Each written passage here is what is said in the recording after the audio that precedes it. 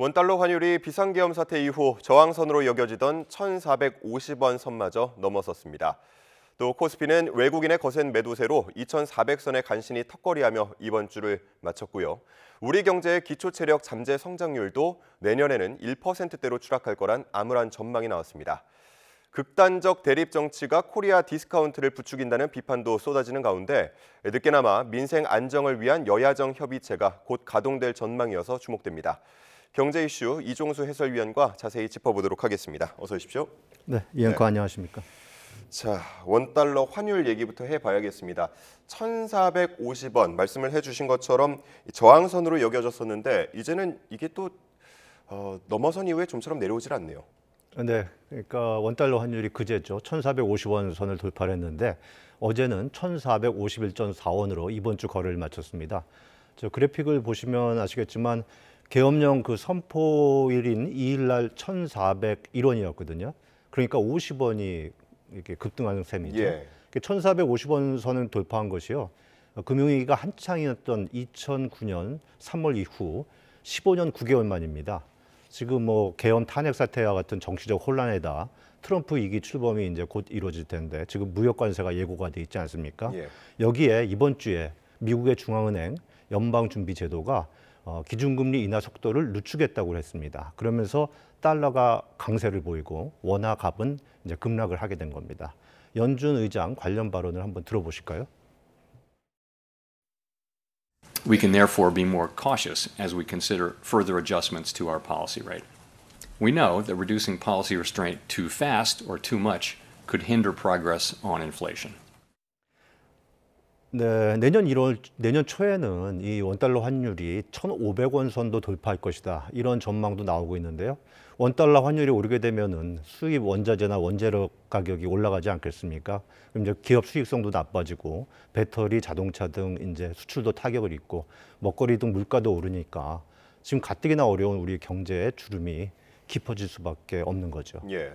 파월 의장 발언도 그렇고요. 그리고 뭐 환율도 그렇고 우리 증시에는 녹록지 않은 상황들이네요. 네, 그렇습니다.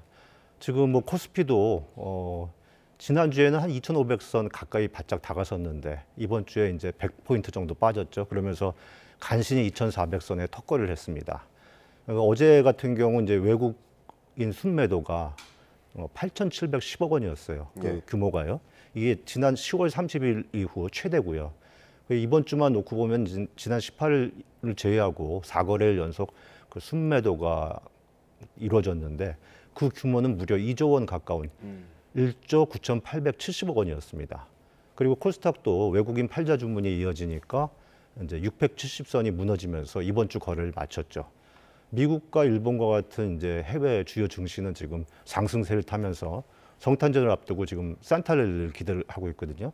근데 우리 증시는 이처럼 뭐 부진의 늪에 빠져서 지금 허덕이고 있는 상황입니다. 네, 뭐 며칠 전까지만 하더라도 나스닥이 2만 돌파한다라고 하면서 소식이 들려져 왔기 때문에 국내 주식 투자자분들은 좀 마음이 무거울 것 같은데 하느니 이런 상황이 지속되면 좀 경제 잠재 성장률이 암울해질 수 있다 이런 전망을 내놨다고요? 예, 그렇습니다. 그러니까 우리 금융시장이 아주 요동친 지난 19일에 한국은행이 이제 엄중한 경고를 내놓은 셈인데요. 그 우리 잠재 성장률이 내년부터 1%대로 이제 떨어질 것이다. 그리고 예. 2029년까지 5년간의 평균이 1.8%에 그칠 것이다. 이렇게 진단을 했고요. 지금 이제 우리의 구조적 문제로 누구나 지적을 하고 있는 저출산 고령화 문제 그리고 수도권 집중화 문제 이런 게 해결이 되지 않으면은 지금 그래픽에서 보시는 것처럼 2040년부터는 0%대로 추락할 것이다. 이런 암울한 전망을 내놨습니다. 이 잠재 성장률이라는 게 이제 사람에 비교하면 기초 체력 같은 거거든요. 예. 그러니까 갈수록 우리 경제가 체질이 허약해질 것이다. 이렇게 진단을 한 거죠. 그 한국은행의 이창용 총재는 이제 지금 탄핵 계엄 사태에 따른 정치 혼란으로 지금 민간 소비가 감소하고 있다는 게 지금 통계상으로 지금 확연히 드러나고 있거든요. 그러니까 그 적극적으로 경기를 살려야 한다. 그러기 위해서 추가 경정 예산 조기 편성을 지금 국회에 촉구하고 나선 상황입니다. 네. 해외에서 바라보는 시각도 중요할 것 같은데 계엄 사태와 탄핵 정국 거치면서 우리 경제에 대해서 비관론이 늘고 있다고요? 예, 그렇습니다. 이제 민주주의 회복에 대해서는 평가를 하고 있는데 정치적 혼란이 이렇게 부각시키는 그런 주요 외신 보도가 잇따르고 있습니다. 일례를 들자면요, 포브스지 같은 경우 윤 대통령의 그 계엄 선포의 대가를 온 국민이 할부로 치를 것이다 이렇게 얘기했는데 기업은 말할 것도 없고 우리 국가 신인도 또 지금 할지 모른다 이런 걱정이 있는 거거든요. 그런데 지금 뭐 아시다시피 강대국들은 이제 최첨단 산업 분야를 할 수 있는 AI 기술 경쟁에 지금 몰빵하고 있지 않습니까? 근데 우리는 여기서 좀 밀리고 있고 내수도 지금 침체가 꽤 지금 장기화되고 있잖아요. 여기에 이제 앞서 말씀드린 것처럼 트럼프 이기 이제 출범에 따라서 무역 관세 이것 때문에 지금 수출에 적신호도 켜져 있는 상황이란 말이죠. 이런 데다가 이제 설상가상으로 정치 혼란까지 부각이 되니까 해외 투자자 입장에서 봤을 때 한국 증시에 투자를 할 그럴 만한 이유가 없는 거죠. 예. 이에 따라서 이제 이런 정치의 혼란, 한국 정치가 코리아 디스카운트를 부추긴다. 이러한 비판, 이런 지적이 요즘 들어 아주 부쩍 늘고 있습니다. 예, 정말 뭐 풀어야 할 숙제가 상당히 많은데 일단은 정치권부터 좀 매듭을 하나씩 풀어나가야 되지 않을까 싶습니다. 정치권을 보면 근데 경청을 해야 할 이런 지적들에 귀를 막고 있다라는 지적도 있어요. 네. 저 미 여론조사 기관이죠. 퓨 리서치 센터가 그 미국보다 더 강한 정당 간 갈등을 겪는 나라는 세계에서 한국이 유일하다. 이렇게 평을 했어요. 그리고 뉴욕타임스의 경우에는요. 윤 대통령의 그 탄핵에 따른 직무 정지로 한국이 북한 도발과 정치 양극화를 막을 강력할 선출직 지도자를 잃게 됐다면서 정치 양극화를 또 이렇게 부각시키기도 했습니다.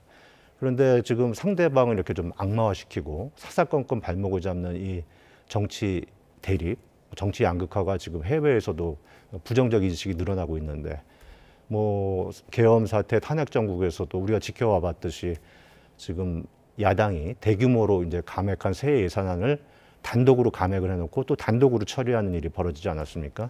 그리고 또 조기 대선이 예상이 되면서 이제 포퓰리즘, 표를 의식한 입법 폭주가 이루어지고 있기도 하고요. 또 뭐 여당이니 제2야당이니 이렇게 논란이 빚어지면서 정치권이 이제 뭐 정치적 손익계산 그리고 뭐 주도권 싸움 이런 걸 앞세우는 모습을 보이고 있거든요. 그러다 보니까 이제 그게 국민들이 화가 나서 술을 찾게 되고 그러니까 지금 주류 소비가 늘어나는 그런 좀 아이러니하고 좀 씁쓸한 지금 상황이 현실에서 지금 펼쳐지고 있는 거죠. 주류 소비가 늘고 있습니까? 네. 자, 뭐 그래도 기대를 해본다면 민생 안정을 위해서 여야정 협의체가 곧 가동이 될 것 같은데 좀 기대를 걸어봐도 좋을까요? 예, 글쎄요. 이준엽 기자가 지금 앞서 보도를 했습니다만 이제 권성동 국민의힘 대표 권한대행이 우원식 의장의 여야정 협의체 안을 수용하겠다 이렇게 어제 오후에 밝혔지 않습니까? 그러면서 이제 이재명 대표, 민주당 대표의 국정안정 협의체가 아니라 우원식 의장의 협의체에 안을 수용하는 것이다 이렇게 강조를 했거든요. 이 말인즉슨 이제 앞으로 협의체가 가동되더라도 여당의 입지는 잃지 않겠다 이런 뜻으로 지금 해석이 되고 있어요. 하지만 또 과연 이런 게 이제 어떻게 전개될지 이제 실제 주도권 싸움이 있을지 없을지 뭐 지켜봐야겠는데 또 한편으로 이제 권 대행이 의장이 이제 제안한 추진하고 있는 국회 차원의 해외 특사단 파견 여기에도 동참을 하겠다고 얘기를 했거든요. 의장은 앞서서 이제 지난 16일이었는데 최태원 이제 대한상공회의소 회장을 비롯해 경제단체장들 면담한 자리에서 그러니까 미국, 일본, 중국, EU 등 주요국의 이제 국회의장 명의의 특사단을 파견하겠다 이렇게 밝히기도 했습니다.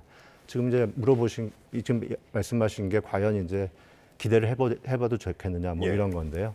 일단은 뭐 늦은 감이 있지만 그래도 경제 민생 안보를 위해서 여야가 머리를 맞대기로 한 건 이제 특별히 확실히 이제 좀 반길 만한 일이지만 그래도 이제 국민들 사이에서는 그래봤자 뭐 이런 또 회의론이 없지 않아 있습니다. 그러니까 이런 회의론을 불식시키고 이제 정부와 힘을 모아서 정말 초당적으로 그리고 정말 시급한 거거든요. 그러니까 경제 살리기를 해나갈지 또 지금 정상외교 공백에 따라서 또 많은 외교적 지금 불이익이 예상되는데 이 공백을 메워나갈 수 있을지 아마 국민들이 정말 두 눈 부릅뜨고 주시할 것 같습니다. 예. 네. 많은 분들께서 연말인데 연말 분위기 안 난다라는 말씀들 많이 하시거든요. 말씀을 해주신 것처럼 정말 초당적 협력으로 함께 이 어려운 좀 난관들을 풀어 나갔으면 좋겠습니다. 자, 지금까지 이종수 해설위원과 함께했습니다. 고맙습니다. 네, 감사합니다.